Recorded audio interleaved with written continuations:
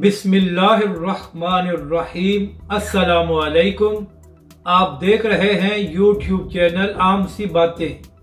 علامہ سعد حسین رضوی نے بابا جی علیہ رحمہ کی یاد کو تازہ کر دیا۔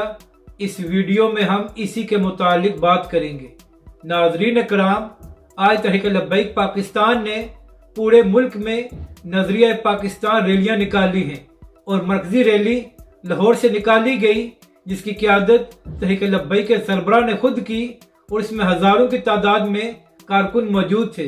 اور ناظرین کرام، اس ریلی کا روٹ یہ تھا کہ داتا دربار سے شروع ہو کر علامہ خادم حسین رضوی علیہ رحمہ کے مزار پر ختم ہوگی، مگر علامہ سعد حسین رضوی نے اچانک اس ریلی کا روٹ تبدیل کر دیا اور سب کو حکم دیا کہ اب یہ ریلی پنجاب اسمبلی سے ہوتے ہوئے آگے جائے گی۔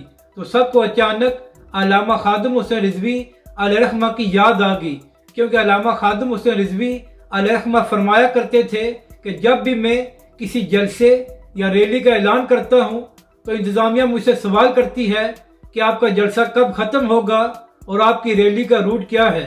تو علامہ صاحب فرمایا کرتے تھے کہ میرا ایک ہی جواب ہے کہ یہ ملک کسی کے باپ کا نہیں ہے کہ ہم ہر کسی کو وضاحتیں دیتے پھرے۔ جہاں سے ہمارا دل کرے گا وہی سے ہماری ریلی کا روٹ بن جائے گا۔ تو آج علامہ سعد حسین رضوی نے اچانک نظریہ پاکستان ریلی کا روٹ تبدیل کر کے علامہ خادم حسین رضوی علیہ رحمہ کی یاد کو تازہ کر دیا۔ اپنی رائے کا ضرور اظہار کریں کہ آپ کو یہ ویڈیو کیسی لگی، اور ہمارے اس چینل کو بھی سبسکرائب کریں۔